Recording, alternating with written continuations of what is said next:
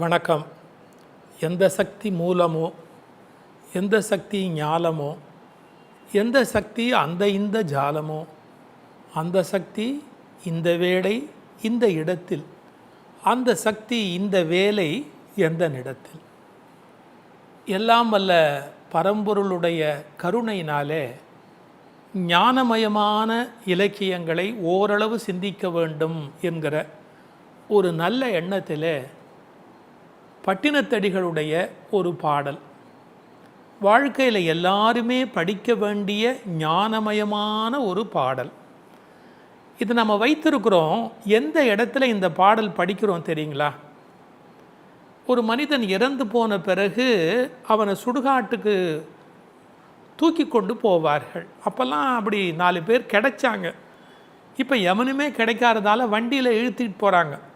அவ்வளோதான் மரியாதை மனிதனுக்கு. கொஞ்சம் கொஞ்சமாக உலகத்தில் அப்படி நடக்குது போகுது. அந்த காலத்தில் ஒரு 4 பேர் சுமந்துருவாங்க. ஊர் உறவு எல்லாரும் வந்து அழுவாங்க. அத்தமும் வாழ்வும் அகத்து மட்டு அப்படின்னு வீட்டு வாசலில் நின்று மனைவி மற்றவங்கள்லாம் அழுவாங்க. இவன் போன உடனே குளிக்கணும், குளித்த உடனே காப்பி சாப்பிட்ணும், அப்புறமா சமைச்சு சாப்பிட்ணும், எத்தனையோ வேலை இருக்குது, இதை அனுப்பிச்சி வைக்கணும் போ அப்படின்னு. அந்த மாதிரி இதை கொண்டு போகும்போது அந்த காலத்தில் பட்டினத்தாருடைய இந்த பாடல் பாடுகிற பழக்கம் உண்டு. இந்த சேகண்டின்னு ஒன்று அடிச்சுக்கிட்டே போவாங்க. டிங் டிங் டிங்னு ஒரு சேகண்டி அடிச்சுக்கிட்டே போயிட்டு ஒரு சங்கு வேற ஒன்று ஒலிப்பாங்க. இப்போ அந்த மரபுகள்லாம் கொஞ்சம் கொஞ்சமாக குறைஞ்சிக்கிட்டே போச்சு.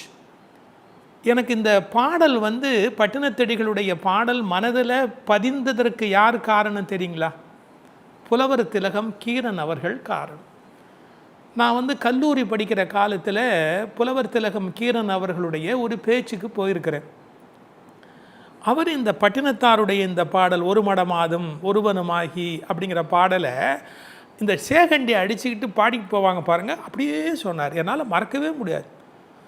அவருக்கு மிகவும் நினைவாற்றல் ரொம்ப கூட. ஒரு பாடலெல்லாம் அப்படி மனப்பாடம் பண்ணி ஒப்பிக்கிற ஆற்றல் உடையவர். அந்த இடத்துல வந்து அந்த எமோஷன், அந்த உணர்ச்சி அப்படியே கொண்டு வரக்கூடியவர் புலவர் திலகம் கீரன் அவர்கள். அதனால் நான் இந்த பாட்டை சொல்ல தொடங்கிறதுக்கு முன்னாடி என் மனசுக்குள்ளே இந்த பாட்டு எப்படி வந்தது அப்படிங்கிறத நான் நன்றியோடு சொல்லணும். இப்போ இந்த பாட்டில் ஒரு 2-3 வரி சொல்கிறேன். நீங்கள் எல்லாம் கண்டிப்பாக கேட்டது தான். பட்டினத்தார் படம் பார்த்துருப்பீங்க. டிஎம் சௌந்தரராஜன் குரலில் இந்த பாட்டை கேட்டிருப்பீங்க.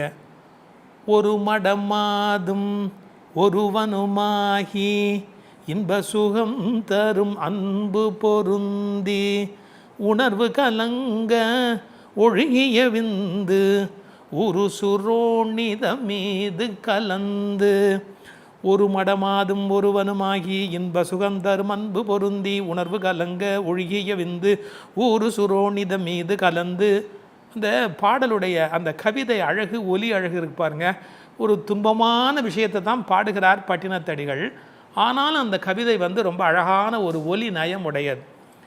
ஒரு மடமாதும் ஒருவனுமாகி இன்ப சுகம் தரும் அன்பு பொருந்தி உணர்வு கலங்க ஒழுகிய விந்து ஒரு சுரோணித மீது கலந்து.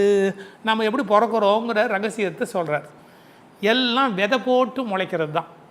ஆடி மாதத்தில் அவரை விதை போட்டு அவரை கொடியாகி அது காய்க்கிற மாதிரி மனுஷ விதை போட்டு மனுஷன் முளைக்கிறான். அதனால தான் தாயாருக்கு என்ன பேர்னா பூமி அப்படின்னு பேர்.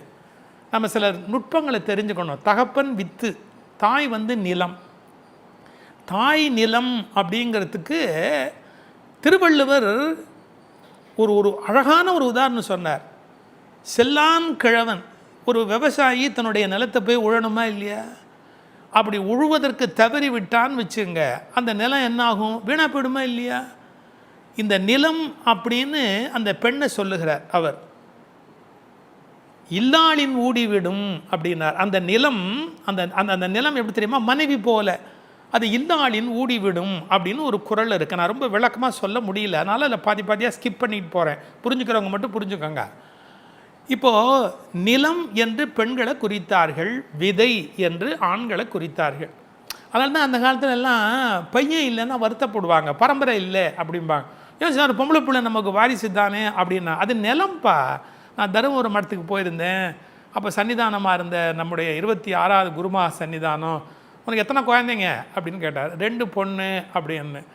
அவர் சொன்னார், பையன் இல்லையா அப்படின்னாரு. இப்போல்லாம் பொண்ணு பையன்லாம் ஒன்று தானே சாமி. என்ன மடைய மாதிரி பேசுகிற நீ? பொண்ணு என்ன இருந்தாலும் நிலம்தான், விற்று உன் பரம்பரை விற்று அப்படி. அது ஒரு கான்செப்ட். அதை பற்றி பின்னாடி எப்பாவது வளர்க்குறேன். இப்போ விதை போட்டு முளைக்கிற மாதிரி தான் மனித குலம் விதை போட்டு முளைக்குது. தாயாருடைய கருப்பை இருக்குது பாருங்கள், அது நிலம். அதனால தான் பெண்ணை பூமிக்கு ஊமையாக சொன்னாங்க. பூமியும் பெண்ணும் ஒன்று அப்படின்னு. பூமிக்கு இருக்கிற பொறுமை பெண்ணுக்கு இருக்கணும்னு சொன்னாங்க. பெண்ணை பூமி தாய் அப்படின்னு பூமியவே பெண்ணாகவும் ஊமை பண்ணாங்க. அதெல்லாம் அப்படி இருக்கட்டும். இந்த பாடலில் நிறைய இருக்குது வரிகள். எல்லாத்தையும் நான் ஒரே நாளில் விளக்கம் சொல்ல முடியாது. ஒரு சின்ன குறிப்பு மட்டும் காட்டுறேன், எப்படி புரிஞ்சுக்கணுங்கிறதுக்காக. ஹோல்சம் வியூ அப்படின்னு இருக்குது. வாழ்க்கையை முழுசாக பார்க்குறது அப்படின்னு ஒரு பழக்கம் இருக்குது. பிட்டு பிட்டாக பார்க்குறது அப்படின்னு ஒரு பழக்கம் இருக்குது. பிட்டு பிட்டாக பார்க்குறவங்க தான் இந்த உலகத்தில் சந்தோஷமாக இருப்பாங்க.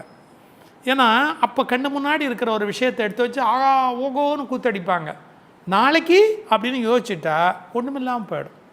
இப்போ சாப்பிட உட்காந்துருக்குறோம், நாளைக்கு இந்த சாப்பாடு கிடைக்குமான்னு நினச்சாலே இந்த சாப்பாடு ருசித்து சாப்பிட முடியாது. ஒரு விதமான காம சுகத்தில் அனுபவித்து கொண்டிருக்கிற போது நாளைக்கு இதே மாதிரியாக ஒரு வாய்ப்பு உண்டா அப்படின்னு யோசிச்சுட்டா தெரியாது. அப்போது இந்த பிட்டு பிட்டாக அனுபவிக்கிறவங்க வாழ்க்கையில் சந்தோஷமாக இருப்பாங்க. ஆனால் முட்டாளாக இருப்பாங்க. அவங்க தான் வாழ்க்கையில் முட்டாளாக இருப்பாங்கங்கிற வார்த்தை சொன்னதுக்காக வருத்தப்படாதீங்க. மாயை, அறியாமை, முட்டாள்தனம் இதெல்லாம் தான் உலகத்தில் சந்தோஷம் கொடுக்கக்கூடிய விஷயம். ரொம்ப அறிவு அப்படிங்கிறதே கவலை கொடுக்கக்கூடிய விஷயம். இப்போது ஹோல்சம் வியூனா என்ன? அவர் செத்து போயிட்டாரு அப்படின்னு சொல்கிறாங்க, இவர் இறந்து போயிட்டாரு அப்படிங்கிறாங்க. பூமியில் பிறந்த எல்லாருமே சாக வேண்டியது தானேப்பா, என்ன இது பெரிய விஷயம் மாதிரி பேசிக்கிட்டு இருக்கிற? Wholesome view. இப்போ புத்தர் மரணத்துக்கு அஞ்சிருப்பாரா? மரணம் அவருக்கு கண்ணை திறந்தது. யாரோ ஒரு மரண ஊர்வலம் தான் அவர் கண் திறக்கிறதுக்கு காரணம். நம்ம வாழ்க்கையில் வளர வளர வளர வளர சில பேர் சொல்லுவாங்க, நாம் எப்படியாவது 80 வயசு 90 வயசு 100 வயசு வரைக்கும் அப்படியே உயிரோடு இருக்கணும். இந்த என்ன பிரயோஜனம்? நமக்கு வேண்டியவங்கெல்லாம் செத்து போகிறத கேட்டுக்கிட்டே இருக்கலாம். அவர் போயிட்டாரா, இவர் போயிட்டாரா, இவர் எனக்கு முன்னாடியே போயிட்டாரா, என்னை விட சின்ன பையனாச்சே, ஐயோ அவர் போயிட்டாரா. இதுக்கு தான் வாழ்க்கையா? நீண்ட காலம் இருக்கலாம்னா இருந்தால் பல பேர் போனது பல பேர் அனுப்பிச்சி வச்சுட்டு நம்ம பார்க்க வேண்டியது தான், கேட்டுக்கிட்டே இருக்க வேண்டியது தான். சுஜாதா ஒரு முறை எழுதினார், வயசாக என்னடா விசேஷம் அப்படின்னா, நான் ஆபிச்சுவரி காலத்தை எடுத்து பார்ப்பேன், பார்த்துட்டு அந்த வயசு நம்மளை விட கம்மியாக இருந்தால் பரவாயில்லையே நாம் எக்ஸ்ட்ராவாக இருக்கிறோமே அப்படின்னு நினைப்பேன்.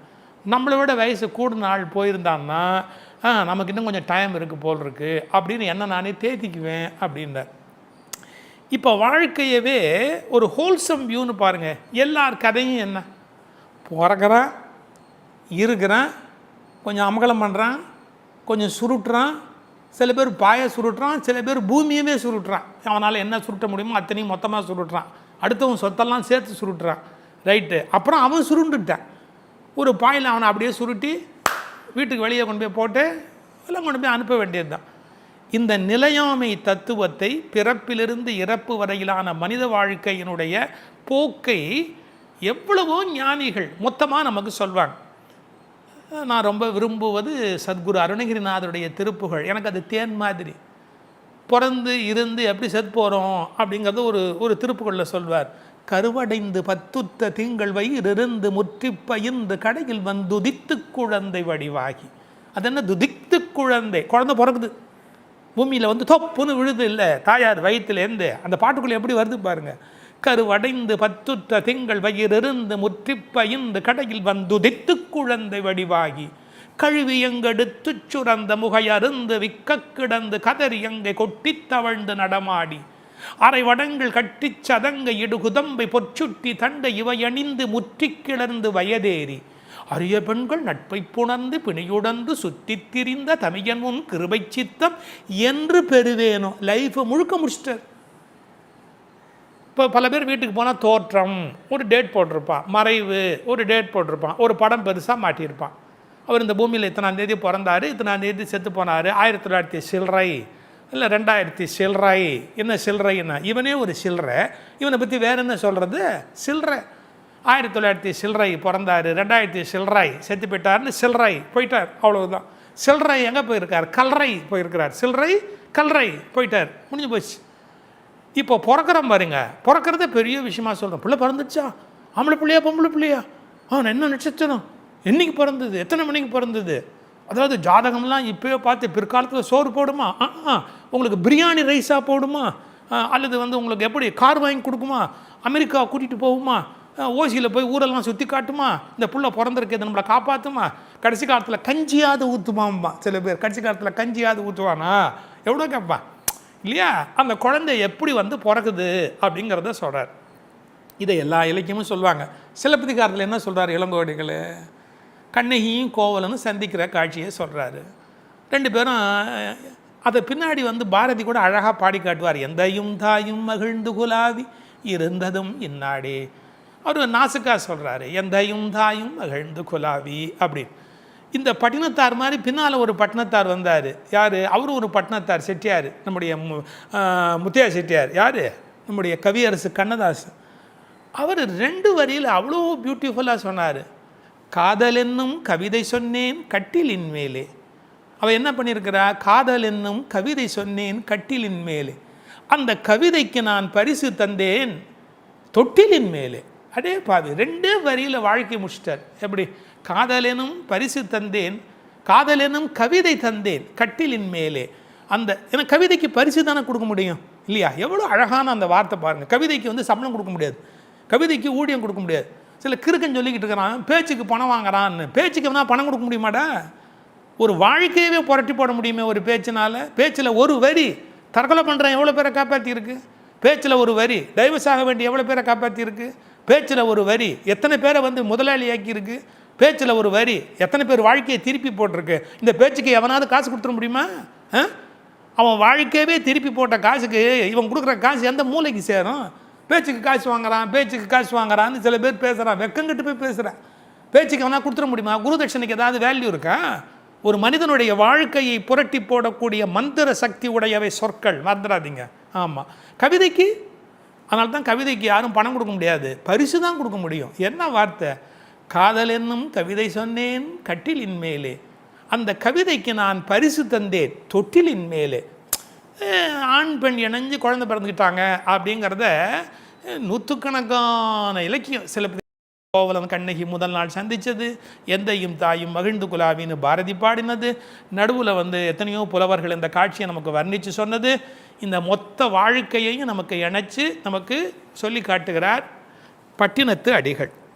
இந்த உலகத்தில் அவரை மாதிரி ஒரு சிறந்த துறவி பார்க்க முடியாது. ஆறும் துறக்கை அரிதே அப்படின்னார். அதாவது ஒரு இம்மி கூட பற்றில்லாமல் வாழ்ந்த ஒரு பெரும் துறவி. கோபுரத்துக்கு இந்த வாசலில் உட்காந்துருக்கிறாரு. அவருக்கு பிச்சை போகணுன்னு ஒருத்தன் வந்தான். அவர் எப்படிப்பட்ட ஆள் தெரியுங்களா? பிச்சை கூட போய் வாங்க மாட்டார், பிச்சை கூட போய் வாங்க மாட்டார். இருக்கும் இடம் தேடி அன்னத்தை யாரேனும் உருக்கமோடு கொண்டு வந்தால் உண்பேன். இவர் உட்காந்துருக்கிற இடத்துல கொண்டாந்து கொடுக்கணும். அதுவும் எப்படி? இவரை தேடி கொண்டு வரணும். இருக்கும் இடம் தேடி அன்னத்தை உருக்கமோடு கொண்டு வந்தால், உருக்கமோடு பக்தி சிரத்தையோடு கொண்டு வந்தால் தான் உண்மை என்பர். ஒருத்தன் ஏதோ ஒன்று கொண்டு வந்து கொடுத்து உங்களுக்கு சாப்பாடு போடலான்னு நினச்சேன். அந்த கோபுரத்துக்கு அந்தாண்டப்பா, அந்த வாசல்லப்பா ஒரு குடும்பஸ்தன் உட்காந்துருக்கான், அவனுக்கு போய் போடுன்னு. குடும்பஸ்தன் உட்காந்துருக்கிறானா யாருன்னு போய் பார்த்தா பத்ரகிரியார் உட்காந்துருக்கிறார். பத்ரகிரியார் என்ன பெரிய குடும்பஸ்தன், சொத்து சொகத்தோடு உட்காந்துருக்கிறான்னார். என்ன சொத்து? பிச்சை எடுக்கிறதுக்கு ஒரு ஓடு வச்சுருக்காரு, பக்கத்தில் ஒரு நாய் வச்சுருக்காரு, சாப்பிட்டா அதுக்கு போட்டுட்டு சாப்பிட்றதுக்கு. அது உரவான், இது சொத்தம். எது? ஓடு சொத்தம். அந்த நாய் அவருக்கு உரவான். குடும்பஸ்தன் உட்காந்துருக்கிறான், அவனுக்கு போய் சோறு போட எனக்கு ஒன்றும் தேவையில்லை போ அப்படின்னு. அப்பேற்பட்ட அப்பழுக்கற்ற பழுத்த துறவி பட்டினத்தடிகள். ஐ திங்க் 300 போதும்னு நினைக்கிறேன். சொன்னால் மணிக்கணக்காக சொல்லிக்கிட்டே போகலாம். வாழ்க்கை எப்படி தொடங்குதுங்கிறத சொல்கிறார். ஒரு மடமாதும் ஒருவனுமாகி இன்ப சுகம் தரும் அன்பு பொருந்தி உணர்வு கலங்க ஒழிய விந்து ஒரு சுரோணித மீது கலந்து ஒரு மடமாதம். அழகான பொண்ணு அதானே வேணையே. அழகில்லாமல் இருந்தால் யார் ஆசைப்படுறா சார்? அழகாக இருக்கிறது தான் பிரச்சனையே. ஒரு மடமாதும், மடம்னா இளமைன்னு அர்த்தம், அழகுன்னு அர்த்தம். பல்வேறு இது தேடி அந்த இளமையை நோக்கி இந்த மனம் போகிறது. ஒரு மடமாதும் ஒருவனுமாகி. ஏன் சார் ஊர் உலகத்தில் கோடிக்கணக்கான பேர் இருக்கிறான், அது என்ன ஒருவனும் ஒரு மடம்னா? இவங்க 2 பேரும் பொருந்துகிற காலத்தில் உலகமே மறந்து போகுது சார். அரைக்கு வெளியில் ஆள் இருக்கான்னு தெரியாது, அப்போ இருக்கிறான்னு தெரியாது, ஆத்தா இருக்கிறான்னு தெரியாது, நமக்கு என்னென்ன ஒரு சில பேருக்கு நமக்கு மூத்த பொண்டாட்டி இருக்கிறானே தெரியாது. எத்தனையோ கூத்து இந்த உலகத்தில் எல்லாத்தையும் மறந்து போய் இவங்க 2 பேரும் ஒன்றா இணையிறாங்களாம்.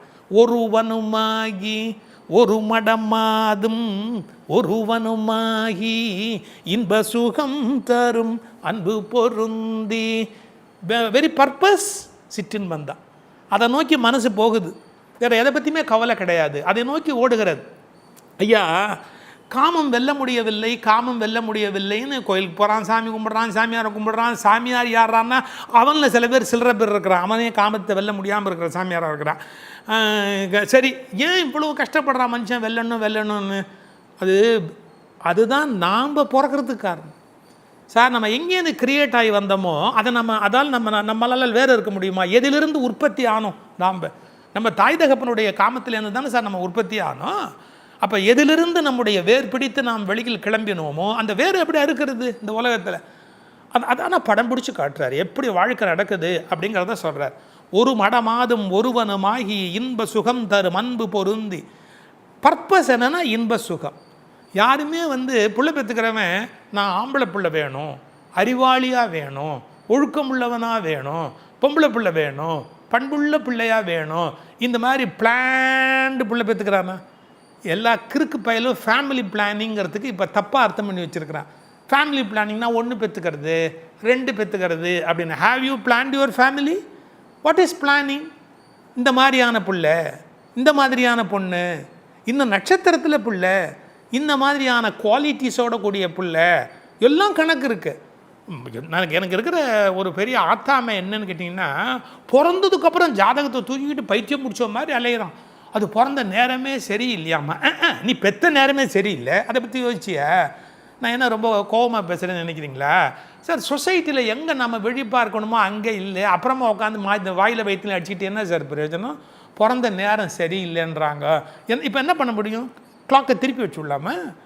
பிறந்த நேரமே சரியில்லை, உற்பத்தியான நேரம் அது ஏதோ ஒரு வெறியில் தானே உண்டாயிற்று. It is purely accidental, that is not incidental. அது என்ன ஆக்சிடென்டல்? ஒவ்வொரு பிள்ளை பேரும் விபத்து, சம்பத்து அல்ல. சம்பத்தாக இருந்தால் பரவாயில்ல சார், அது விபத்தால் இருக்குது. இப்படி ஒரு பிள்ளை வேணும், இந்த நட்சத்திரத்தில் பத்துக்கு போகிறேன், இந்த மாதிரி இருக்கணும் அப்படின்னு. Have you ever planned your family? I am very sorry to say this. இது நடக்குதான். அது எப்படி நடக்குது? By accidental. அது ஏதோ ஒரு வெறி, ஏதோ ஒரு உந்துதல், அந்த உந்தல்லாம் நடக்குது. ஏன்னா சப்கான்ஷியஸ் மைண்டில் காமம் ப்ரோக்ராம் ஆகிருக்கு. சப்கான்ஷியஸ் மைண்டில் அந்த urge, it is a biological need, உடலின் தேவை. It is an psychological urge. Psychological அர்ஜுன்னா உளவியலுடைய என்ன சொல்கிறது, அர்ஜுன்னு சொன்னால் தேவைன்னு தாண்டின்னு எடுத்துக்கணும். ஆக்கிரமிப்பான தேவை அது. அதையும் தாண்டி ஒரு வார்த்தை தேவைப்படுது, நிர்பந்தம். கரெக்டான வார்த்தை, நிர்பந்தம், கட்டாயம், உள்ளத்தினுடைய மிகப்பெரிய கட்டாயம். ஒரு மடமாதும் ஒருவனுமாகி இன்ப சுகம் தரும். வித் வெரி பர்பஸ் லஸ்ட், காமந்தான். புள்ளவானுங்கிறதெல்லாம் செகண்டரி. இன்ப சுகம் தரும் அன்பு பொருந்தி. உணர்வு கலங்க ஒழுகிய விந்து. இவனுடைய உணர்வில் இருக்கிற வரையில் இவனுடைய சுக்கிலம் வெளியேறுவதற்கு வாய்ப்பு கிடையாது. உங்களுடைய உணர்வு கலங்குது பார்த்தீங்களா, அந்த நேரத்தில் தான் சுக்கிலம் வெளியில் புறப்படுது. பிறப்பு பற்றிய ரகசியத்தை இதிலெல்லாம் கூச்சம் பார்க்க வேண்டிய அவசியம் கிடையாது. டெலிவரி பார்க்குற டாக்டர் யாராவது கூச்சம் பார்க்க முடியுமா? டெலிவரிக்கு போகிற பொண்ணு யாராவது கூச்சம் பார்க்க முடியுமா? டெலிவரியை பற்றி பாடம் நடத்துகிற மருத்துவர் யாராவது கூச்சம் பார்க்க முடியுமா? டெலிவரியை பற்றி சிலபஸ் பாடத்தில் பாடம் படிக்கிற மெடிக்கல் ஸ்டூடெண்ட் யாராவது கூச்சம் பார்க்க முடியுமா?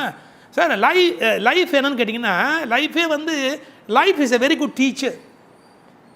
ஆனால் எப்படிப்பட்ட டீச்சர் தெரியுங்களா? திரும்ப திரும்ப பாடம் நடத்தும். ஒரு நல்ல டீச்சருடைய இயல்பு எப்படிங்கன்னா, திரும்பி திரும்பி பாடம் நடத்துவாங்க. அன்டில் எது வரைக்கும் நடத்துவாங்க? பையன் பாடத்தை புரிஞ்சுக்கிற வரைக்கும், பொண்ணு பாடத்தை புரிஞ்சுக்கிற வரைக்கும். அது மாதிரி இந்த வாழ்க்கையில் பாடத்தை நீங்கள் புரிந்து கொள்ளுகிற வரை வாழ்க்கை உங்களுக்கு பாடம் நடத்தி கொண்டே இருக்கும். அதான் வாழ்க்கைங்கிற ஆசிரியர்கிட்ட இருக்கிற ஒரு பெரிய சிறப்பு.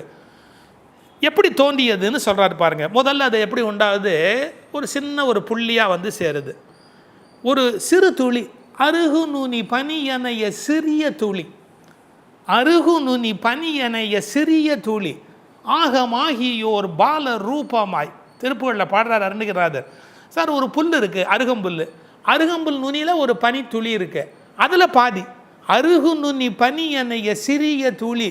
அது என்ன ஆகுது? ஆகமாகி அதுவே ஒரு பெரிய உடம்பாக மாறிப்போகுது. நான் இன்றைக்கி ஒரு வரி தான் உங்களுக்கு சொல்ல போகிறேன், மற்றதெல்லாம் அப்புறமா சொல்கிறேன். ஒரு மடமாதும் ஒருவனுமாகி இன்ப சுகம் தரும் அன்பு பொருந்தி உணர்வு கலங்க ஒழுகிய விந்து ஊறு சுரோனிதம் மீது கலந்து. சுரோனிதம் என்பது பெண்ணினுடைய கருவில் இருக்கிற சினை முட்டை. அது காத்திருக்கு, மாதம் ஒரு முறை அது காத்திருக்கு. எப்படியாவது தன் ஒரு சுக்கிலத்தோடு இணைந்து நாம் ஒரு உயிரை இந்த உலகத்துக்கு படைச்சிடணும், ஒரு குழந்தை இந்த உலகத்துக்கு படைச்சிடணும் அப்படிங்கிற ஒரு தவிப்பு, லாங்கிங். அந்த லாங்கிங் ஏக்கம் இருக்கு இல்லையா, தட் இஸ் கால்டு செக்ஸ். அந்த லாங்கிங், அந்த ஏக்கத்தோடு அது காத்து கிடக்குது. ஊறு சுரோனிதம் மீது கலந்து எப்படி ஒரு குழந்தை உருவாகிறது என்பதை இந்த முதல் வரியில் நமக்கு விளக்கி சொல்லுகிறார். இப்படி வரி வரியாக நம்ம பார்க்க போகிறதில்ல, இது முதல் விளக்கம் என்பதனாலே ஒரு வரியை எடுத்துக்கொண்டு உங்களுக்கு நான் விளக்கம் சொன்னேன். அந்த ஒலி நயத்தை கவனிங்க. ஒரு மடமாதும் ஒருவனுமாகி இன்ப சுகம் தரும் அன்பு பொருந்தி உணர்வு கலங்க ஒழுகிய விந்து ஊறு சுரோனித மீது கலந்து பனியில் ஒரு பாதி சிறு துளி மாது பண்டியில் வந்து புகுந்து திரண்டு பதும அரும்பு கமடமிதென்று பார்வையாய் செவி கால்கைகள் என்ற உருவமுமாகி உயிர்வள மாதம் 9 ஒன்றின் நிறைந்து மடந்தை உதரம் அகன்று புவியில் விழுந்து யோகமும் வாரமும் நாளும் அறிந்து. ஒரு குழந்தை பறக்கிறத இந்த முதல் 3 வரியில் சொல்கிறார். நான் ஒரு வரி இன்றைக்கி விளக்கம் சொல்லியிருக்கிறேன். மீண்டும் உங்களுக்கு அடுத்த வரிகளை பிறகு விளக்கம் சொல்கிறேன்.